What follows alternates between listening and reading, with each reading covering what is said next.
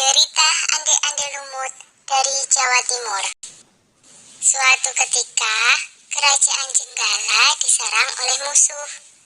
Ketika perang semakin sengit, permaisuri raja yang bernama Putri Dewi Sekartaji melarikan diri dan bersembunyi ke sebuah desa yang jauh dari Jenggala. Untuk menjaga keselamatannya, ia menyamar sebagai gadis kampung.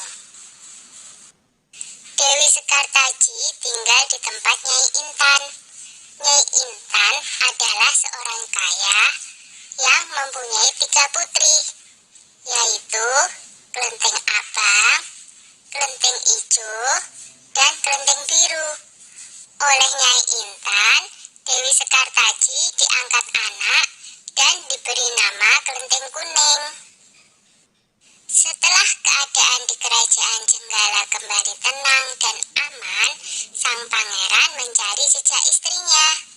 Ia pergi dan menyamar menjadi seorang pangeran yang sedang mencari jodoh.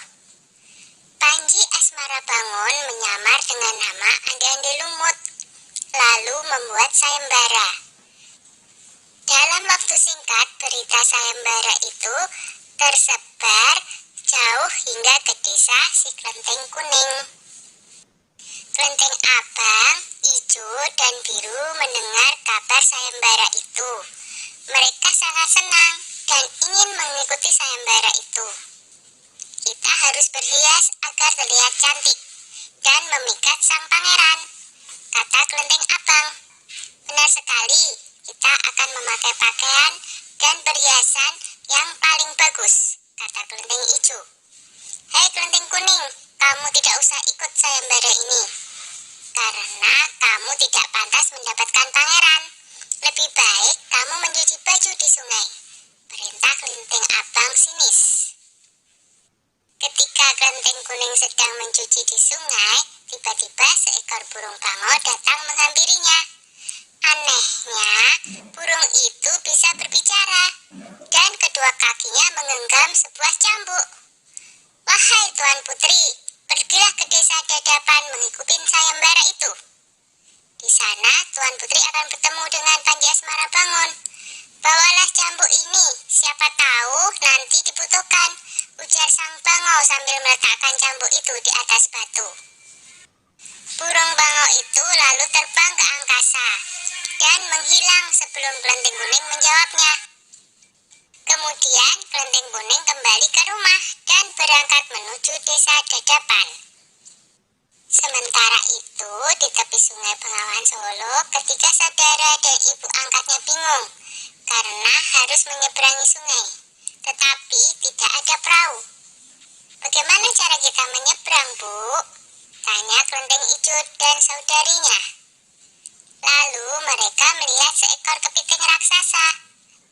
Kepiting itu adalah Yuyu Kangkang, utusan Ande-Ande Lumut. Dia diutus menguji para peserta sayembara yang melewati sungai tersebut. Hai kepiting raksasa, maukah kau membantu kami menyeberang sungai? Pinta Kelenteng Abang. Yuyu Kangkang tertawa lebar. Hahaha, aku akan membantu kalian, tapi ada syaratnya, kata dia. Apapun syaratnya, kami bersedia. Yang penting kami bisa menyeberang, jawab Kelenteng Abang. Kalian harus menciumku, kata Yuyu Kangkang. Dan mereka pun bersedia memenuhi syarat si Yuyu Kangkang. Kelenteng Kuning tiba di pinggir sungai. Yuyu Kangkang mengajukan syarat yang sama, tetapi Kelenteng Kuning menolak. Dia tak ingin mengkhianati suaminya. Berkali-kali Kelenteng Kuning memohon, tetapi Yuyu Kangkang tetap menolak. Akhirnya Kelenteng Kuning memukulkan cambuknya ke sungai, dan seketika itu air sungai Bengawan Solo surut.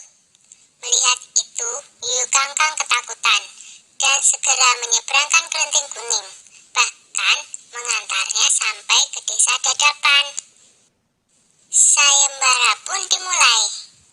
Secara bergiliran, Kelenteng Abang dan adik-adiknya menunjukkan kecantikan mereka di hadapan Ande-Ande Lumut. Namun, tak seorang pun di antara mereka yang dipilih oleh Andi-Andi Lumut. Ampun pangeran, hamba mohon, terimalah salah satu putri hamba, iba Nyai Intan. Andi-Andi Lumut menjawab, wahai Nyai Intan, ketahuilah, aku tidak bisa memilih seorang pun dari putrimu, karena mereka telah mencium si Yuyu Kangkang. Sambil menunjuk kelenteng kuning, pangeran melanjutkan, aku memilih gadis ini karena dia telah lulus ujian, tidak mau mencium si Yuyu Kangkang. Nyai Intan dan ketiga putrinya baru sadar bahwa mereka ditolak oleh Andi-Andi Lumut karena tidak lulus ujian. Kemudian Andi-Andi Lumut membongkar penyamarannya dan mengatakan bahwa dia adalah Panji Asmara Bangun. Kelenteng kuning sangat bahagia karena bertemu lagi dengan suaminya. Sudah ya cerita Andi-Andi Lumutnya.